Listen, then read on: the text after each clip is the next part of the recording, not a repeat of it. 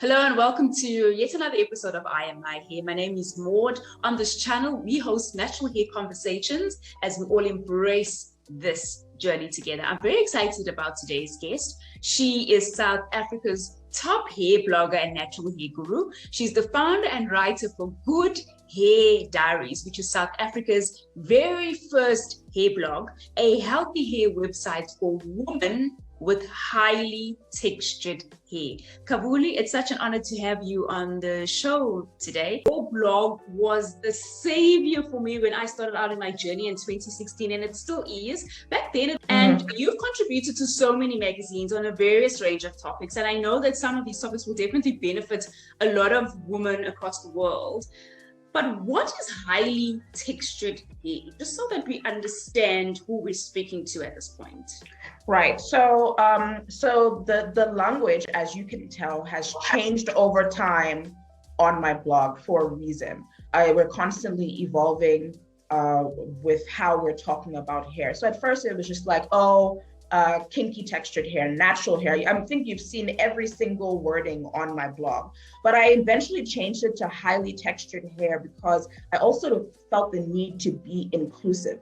Yes, this was mainly geared towards the Black woman, the African woman, but then we also have Jewish women who have highly textured hair. It doesn't just look one way. It doesn't have one skin color. It has many different skin colors. So highly textured hair is hair that is kinky, coarse, hair that is not straight. It's not straight.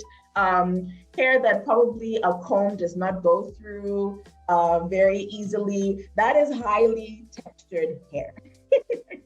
I think another definition you also have to add in there is hair that has broken a comb or two, because I know I've been through so many combs. Hey, what you guys, please, we've broken combs, we've broken handles, brushes are missing bristles. We've done it all. Yes, all of that. There was a topic, Kavuli, this week on social media, and it's a topic that comes up quite a lot, and I hear it in spaces where there are women with highly textured hair. And that's the story of hair, natural hair is difficult to manage.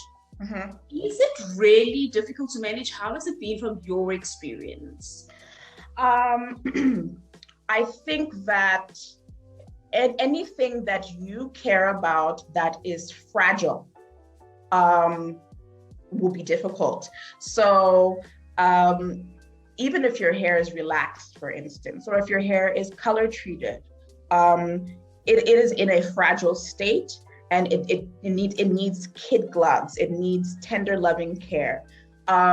So I find that people find the things that people don't really want to put effort into, or they would rather just kind of outsource to somebody else. They will complain about it being difficult, but it isn't. It just takes discipline like anything else that is important to you. You just have to be disciplined around it. And that discipline is up. It also has to do with how you want your hair to be seen. Some people have natural hair that they really don't care what it looks like. You know what I mean? They just want to wear it natural. They wear it anyhow, and that is their prerogative. There are other naturals that have goals, maybe they're trying to, thicken their hairline, or they want to grow it longer, or they want to grow it thicker, or whatever it is. So if you have a goal, no matter what it is, whether it's hair or other parts of your life, there are going to be parts in that goal achieving that's going to be challenging, but it's worth it because it's something that's important to you, or at least I hope it is. And having had relaxed hair and natural hair, I find that they both have a lot of work. I mean, when I was relaxed, I spent so much time in the salon. I love about your blog through the years as it's evolved is you've spoken on a wide range of topics, and you were featured in Janine's book as well as one of the people with regards to hair. And the topic that was quite insightful for me on your blog was the topic of knowing your hair type, especially as it deals with porosity. I know there's still a lot of us that say we're 3A, 3B, 3C. I have found porosity to be a little bit more accurate because it's related to me and my hair type. Mm-hmm. And so with the low, medium, and high, how does one truly take care of their hair, especially once you know what your porosity type is? Right. So, and I agree with you, Maud. hair typing, whether it's 4A, 3B, all of that other stuff, you and I could, let's say we're both type 4 hair. It doesn't mean that our hair is going to behave the same. You know what I mean?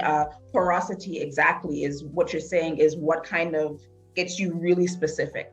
So if you have low porosity hair, it means that your cuticles, they lay flatter together, they're very tight, which means that it's hard for moisture to get in. But the good side is that it's also hard, once it's finally in, it's also hard for moisture to come out, right? And then high porosity hair means that your cuticles are a bit more lifted. It's easy for moisture to get in, and it's very easy for it to come out as well. And then medium is somewhere in between, which I guess we would all love to be somewhere in between there. So once you've figured out your porosity level, let's start with low porosity, for instance, right? Which seems to be more of an issue for a lot of people. A lot of people who complain about their hair being perpetually dry or constantly breaking off. Sometimes you find that it is a glycerin. Okay, so find that there's low porosity.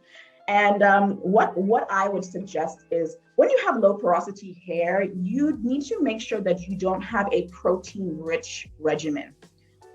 Protein is not something that you really need to be focused on at all, because your cuticles are very tight together. So like, for instance, when you relax your hair, when you color your hair, it lifts the cuticle, right? That's how the chemicals are able to be deposited into the hair. So if your cuticles are very flat, you probably have like minimal damage, believe it or not. You probably have a lot less damage than other people, which is a great thing. So you want to focus on products that are humectant based, right? So those products that draw moisture to your hair, honey, glycerin, etc. So your leave-in conditioners, your moisturizers, you want them to have glycerin or honey needs to be number 2 after water on your list of ingredients. And that's going to help your hair to constantly be attracting moisture. And eventually, if your hair is constantly attracting moisture, some of that moisture is actually going to get inside of the cuticle. And remember, once it's there, it's going to stay there for longer. When it comes to high porosity hair, I have high porosity hair. So my cuticles are lifted. It doesn't take long for water to soak into my hair, but it also evaporates very, very quickly. Like my hair doesn't take long to dry as well. And what I do, which is one of the reasons why I love oils so much, is that I have to seal. I have to seal in the moisture, and I seal in moisture with the heaviest and thickest thing that I can find, right? So I'm not so concerned about what sort of moisturizer I use. I'll use more than one moisturizer. I'll soak my hair in water, and then I'll add a cream moisturizer on top of it. But it's the oils that I use afterwards that are going to make sure that that moisture stays in my hair for as long as possible. And then because I'm high porosity, I will most likely have to moisturize my hair again, maybe in 3 days, on the 3rd day. So every 2 or 3 days, I'm going to have to repeat this thing to make sure that the hair is keeping its moisture.